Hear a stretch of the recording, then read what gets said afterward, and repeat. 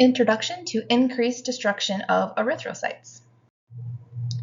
So there are different classifications for this, and we'll talk about each of these coming up here. So we have acute versus chronic, inherited versus acquired, intrinsic versus extrinsic, intravascular versus extravascular, and fragmented versus macrophage mediated. For acute versus chronic, so we have acute hemolysis, and this is characterized by a rapid onset, and it often occurs in episodic or paroxysmal fashion.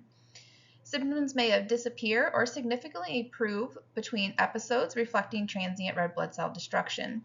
Patients typically will present with a sudden anemia, jaundice, and dark urine, and fatigue during these episodes. So some examples of this would be paroxysmal cold hemoglobinuria. This is an autoimmune hemolytic anemia that is triggered by the cold exposure. It causes sudden intravascular hemolysis during cold episodes with symptom-free intervals. For chronic hemolysis, this may be subclinical or mild if the bone marrow effectively compensates by increasing red blood cell production. Patients may remain asymptomatic for long periods but experience hemolytic crises triggered by stressors such as infections or drugs. If hemolysis is severe or prolonged, anemia can become apparent due to the bone marrow's inability to keep up with the red blood cell loss. An example of this would be a glucose 6-phosphate dehydrogenase, or the G6PD deficiency. This is usually chronic with intermittent acute hemolytic episodes that are triggered by oxidative stress, such as infections or drugs. In between these crises, hemolysis may be minimal and symptoms may be absent. Another example is a thalassemia major. This is chronic severe hemolysis with ineffective erythropoiesis. Bone marrow cannot compensate during this time, so this leads to persistent severe anemia, which does require transfusions. For inherited versus acquired hemolysis, so inherited hemolysis is caused by a genetic mutation that's passed from parents to offspring. These mutations affect red blood cell structure, enzymes, or hemoglobin, which leads to premature destruction. Usually present from birth or early childhood, but severity can vary. An example of this would be a thalassemia, which is a group of inherited disorders characterized by defective hemoglobin synthesis. And other examples can include hereditary spherocytosis, sickle cell disease, and enzyme deficiencies. For acquired hemolysis, this occurs in individuals with previously normal hematologic status. This is caused by external agents or conditions that damage red blood cells. It can develop at any age due to infection, immune reactions, mechanical injury, toxins, or other triggers. An example of this would be malaria, which is a parasitic infection that invades and lyses red blood cells. Autoimmune hemolytic anemia is another example, and so is microangiopathic hemolytic anemia. For intrinsic versus extrinsic, so intrinsic hemolysis, this is hemolysis that results from defects within the red blood cell itself. These are usually genetic abnormalities that affect the red blood cell components, such as membrane proteins that lead to shape and deformability defects, enzymatic pathways that affect red blood cell metabolism and survival, or hemoglobin molecules that lead to abnormal structure and/or function. An example of this would be hereditary spherocytosis, where there is a membrane defect, the glucose 6-phosphate dehydrogenase deficiency, which is an enzyme defect, and sickle cell disease, which is a hemoglobinopathy. For extrinsic hemolysis, this is hemolysis that is caused by external factors acting on otherwise normal red blood cells. These factors include plasma substances such as antibodies or toxins, and physical or anatomical abnormalities of the circulatory system, like a mechanical trauma. An example would be autoimmune hemolytic anemia, where there's antibodies that target the red blood cell antigens. Another one would be microangiopathic hemolytic anemia, where there is damage from abnormal blood flow or vessel pathology, or infections such as malaria. Intravascular versus extravascular hemolysis. So in intravascular hemolysis, this is the destruction of red blood cells that occurs within the blood vessels. This leads to the direct release of free hemoglobin into the plasma. Clinical features often include hemoglobinemia, hemoglobinuria, and decreased haptoglobin, and sometimes acute kidney injury. An example of this would be mechanical hemolysis. So if you think somebody that has like a prosthetic heart valve, it can also be from some types of autoimmune hemolytic anemias and also paroxysmal nocturnal hemoglobinuria as well. For extravascular hemolysis, red blood cell destruction primarily takes place in the macrophages of the spleen, liver, or lymph nodes, which is part of the reticuloendothelial system. Red blood cells are phagocytized and degraded by macrophages, which leads to increased unconjugated bilirubin, splenomegaly, and mild to moderate anemia. An example of this would be hereditary spherocytosis, and another one is warm autoimmune hemolytic anemia. So normal bilirubin metabolism. So the first step is red blood cell degradation. So the majority of red blood cell breakdown occurs within macrophages of the reticuloendothelial system, which is mainly the spleen, liver, and bone marrow. Hemoglobin from degraded red blood cells is split into two components. It's split into the globin chains, which is broken down into amino acids. And these amino acids enter the amino acid pool for reuse in protein synthesis. The other part it breaks down into is heme, and this is catabolized into iron and protoporphyrin.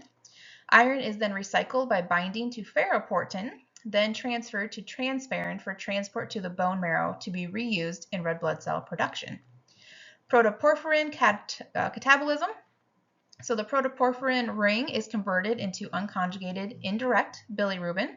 This form of bilirubin is lipid soluble and not water soluble. It binds to albumin in the plasma for transport to the liver.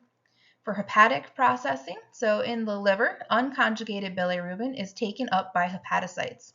It is conjugated with glucuronic acid to form conjugated or direct bilirubin.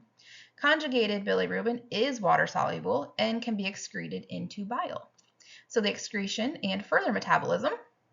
So from there, the conjugated bilirubin is secreted into the bile and then into the intestines. In the intestines, bacterial enzymes convert conjugated bilirubin into urobilinogen. Some urobilinogen is reabsorbed and enters the enterohepatic circulation, while the rest is excreted in feces as stercobilin or urine as urobilin. Approximately 10 to 20% of red blood cell destruction occurs through mechanical fragmentation. This occurs when red blood cells are physically damaged as they circulate, such as in microangiopathic hemolytic anemia or with mechanical heart valves. Fragmented red blood cells do release hemoglobin directly into the plasma. The haptoglobin, hemopexin, methemalbumin system. This system functions to salvage free hemoglobin and heme released during intravascular hemolysis and actually help prevent oxidative damage.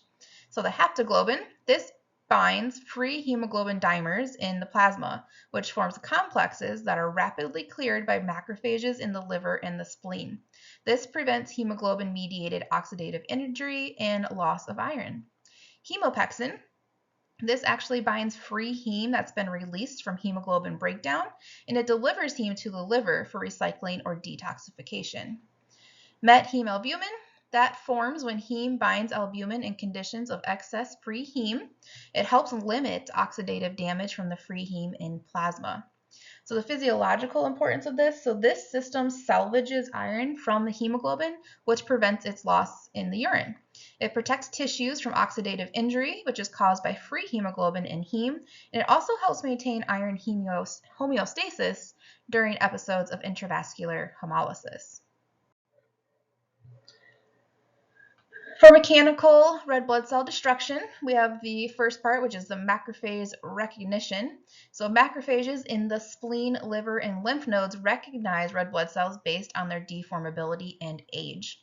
Aged and damaged red blood cells become less flexible and are targeted for phagocytosis. The triggers for destruction, so red blood cells infected by intracellular parasites like malaria are recognized and removed. Red blood cells coated with immunoglobulins or antibodies, as in autoimmune hemolytic anemia, are also targeted for phagocytosis. As far as the lab findings go, we will have an increased conjugated or direct bilirubin, and this is due to enhanced breakdown of red blood cells and subsequent hepatic processing of released heme. We'll have an increased urobilinogen, and this is elevated levels will result from increased bilirubin metabolism in the intestines following hemolysis. For traumatic red blood cell destruction or physical lysis, the general mechanism of red blood cell destruction is the physical or traumatic lysis of red blood cells that occurs due to mechanical forces or direct damage. The common causes for this can include prosthetic heart valves, which physically shear and fragment red blood cells as they pass through the artificial valve. Exit of mature intracellular parasites, such as malaria parasites, which actually rupture the red blood cells when they have completed their life cycle. For lab findings, we will see hemoglobinemia, and this is the presence of free hemoglobin in the plasma due to red blood cell rupture within blood vessels. Hemoglobinuria, which is free hemoglobin, which is filtered into the urine, and that actually gives the urine a dark color. Hemosideриnuria, this is the presence of hemosiderin, which is iron storage complex in the urine. This indicates ongoing intravascular hemolysis and renal tubular reabsorption of hemoglobin. For clinical features, you're going to have the general ones: fatigue, dyspnea, dizziness, pallor, and tachycardia. Some symptoms: if you have severe anemia, they'll have the splenomegaly, gallstones, aches, vomiting, maybe a fever. They may have some profound like shock. They may have flank pain. They may have oliguria, anuria, and their urine may be darker, as mentioned earlier. So laboratory tests that we can do for the accelerated red blood cell destruction hemolysis would be bilirubin. So an increased unconjugated bilirubin indicates enhanced red blood cell breakdown. We can look at the plasma hemoglobin, which if there's presence of free hemoglobin in the plasma, that will suggest that there's intravascular hemolysis going on. We can look for urine hemoglobin, which detects hemoglobin that's filtered into the urine due to intravascular hemolysis. We can look at urine hemosiderin, which will indicate ongoing intravascular hemolysis with tubular iron deposition. Haptoglobin, this would be decreased levels due to binding free hemoglobin, which is released from the destroyed red blood cells. We can also look at the hemopexin, which binds free heme, which is decreased in intravascular hemolysis. We can look at the carbon monoxide even. This would be elevated endogenous carbon monoxide production can reflect increased heme catabolism. We can also look at the lactate dehydrogenase, or the LDH, and this would be elevated in hemolysis due to the release from lysed red blood cells. Some additional tests that we would do would be that CBC, or complete blood count. We would also do a red blood cell morphology. So this would help to evaluate anemia, reticulocytosis, and red blood cell shape and abnormalities. We would look at a reticulocyte count, which is going to help measure the bone marrow response, and it's usually going to be elevated in hemolysis. For the bone marrow examination, this will help to assess the marrow activity and will exclude marrow failure. Some tests to identify specific hemolytic processes may include a Coombs test, an enzyme assay, hemoglobin electrophoresis, and others depending on what the provider is thinking is causing it.